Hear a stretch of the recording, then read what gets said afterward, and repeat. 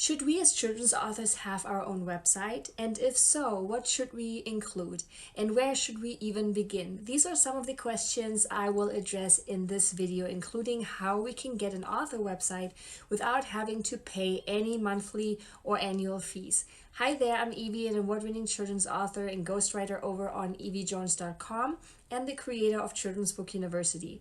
I create videos specifically for children's authors, so be sure to subscribe so you don't miss my weekly videos. So today I wanted to share my thoughts on why you may want to consider a website, when exactly you should start thinking about one, the 4 main website elements you don't want to miss, what to name your website, and where you can go and get a website without having to pay any monthly or annual fees. So let's dive right in.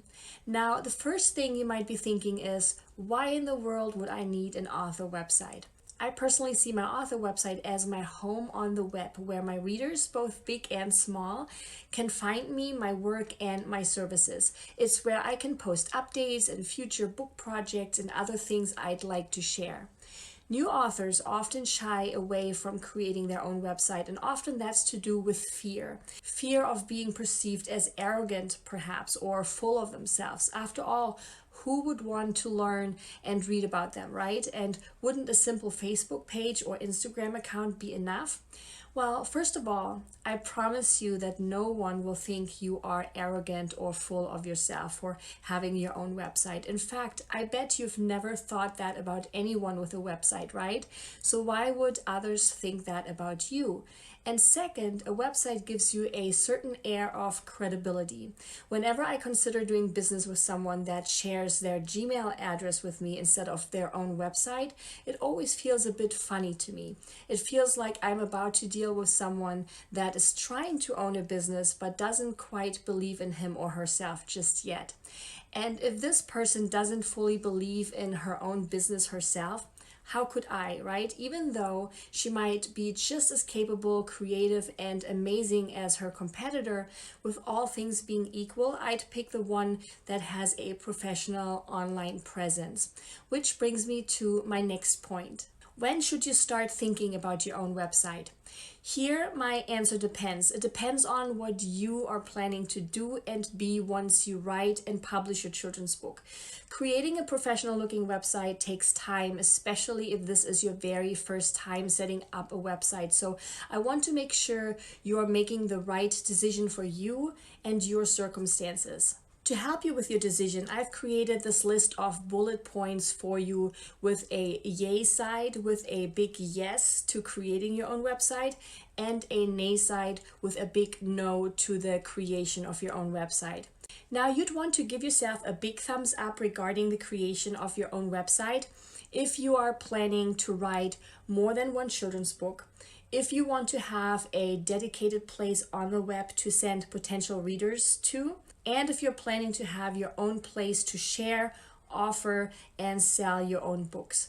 On the other hand, your own author website might not be necessary if you are not planning to write more than one book, if you're not planning to share and promote your children's book online, and if you have a publisher who creates a website for you. Now, oftentimes we feel a bit overwhelmed when thinking about the creation of our very first children's book. And that's why I want you to know that it is absolutely okay to not start out with an author website. You may decide to publish your book without one and then add an author website at a later point in time, and that is absolutely perfectly fine too. However, if you are planning to write more than one children's book, it would be best to create a website eventually, mainly because it would give you an opportunity to send people to a place that holds all your books, and it would give you a place that would allow you to share more about yourself and your mission. Now, when publishing on Amazon, we do sort of have an author page, right? However, having your own place on the web outside of Amazon allows us to share and showcase our books without any competition. There are no similar books displayed right next to yours like they do it on Amazon, right? Something I really want to emphasize is that your website doesn't have to be anything grand. It only needs a few things to look professional and to benefit you and your beautiful children's book. So I wanted to share with you the 4 to 5 main things your children's book website should have. Anything beyond that is simply a bonus, a nice to have, not a must have. So here are the essential elements of a website for children's authors. Number 1 is the book page. This is where you share your book, showcasing your beautiful cover, as well as the direct and clean link to Amazon or wherever it is you want people to purchase your children's book at. If you don't know what I mean when I say clean link, be sure to check out my separate video on that because that's really important. I've shared the link to it in the description of this video. Your book page would also be the place where you could share a book trailer as well as your book blurb or description. Number 2 is the About page. This particular page is all about you, the author. That's where you will want to share a picture of yourself as well as a short biography. This is usually a bit longer than what we would share in our regular author bio that we include on Amazon or directly within the book. If you want to see an example of an About page, I went ahead and included a link to one of mine in the description below. Number 3 is a media page. A media page is meant to showcase the places your book has been mentioned and featured in. This particular page will be a continuous work in progress as you will add each of your features as they occur. This page can always be added later, so don't worry if you haven't had any media coverage just yet. Here's one of my own media pages, but again, remember that this took me years to fill, mainly with techniques I share within my Influencer Outreach Masterclass. So simply showcase what you have so far and then add to it as you go. And number 4 is your contact page. This page is meant to allow others to easily contact you, whether that's to learn more about you or your books, send any media requests, or simply to connect with you. On this page, you can also share any social media platforms you are using, for example, Facebook, Instagram, LinkedIn, or Twitter. Your contact page can be a completely separate page, or it can be part of your media page where you simply share your email right above your media features. Now, an element that I wanted to mention here is completely optional, but if you wish to grow your following, this one will be really important. So the 5th element would be a contact collection page. Again, this page is absolutely optional and it would be used to ask for and collect the emails of your website's visitors. This is especially relevant if you're planning to write multiple books or a series. Collecting your readers' emails will provide you with the opportunity to reach out to them whenever you're ready to share a new children's book with them. So these are the 5 most important website elements.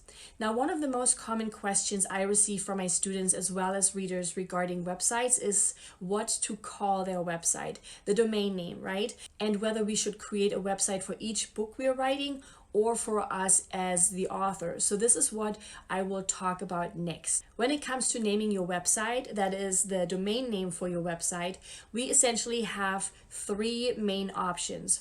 You can use your author name, you can use the name of your book or your series, or you can use the name of your imprint. Any 3 of these options is absolutely fine. There really is no right or wrong. You do, however, want to pay attention to 3 things. First, whatever you decide to go with, you will want to make sure that that domain is available. To check availability, you can go to any domain name provider, type in what you want to name your website, and see what comes up. GoDaddy.com is just one example of many. So you simply go to that website and look for a place that lets you search for available domain names. So for this example, I entered Eevi Jones Books to see if it was available. And it is. So we see the annual and monthly pricing as well as a list of alternatives with different designations like .info, .net, and .shop. So before setting your heart on a specific domain name, make sure it is available. Second, if possible, try to get a URL that has the .com website suffix available. Or if you're in a different country, your own country's main website suffix. So for example, a German author with mostly German readers would want a website that ends in .de, which is the main website suffix in Germany. And third, you will want to make sure that your domain name is easy to spell out and type.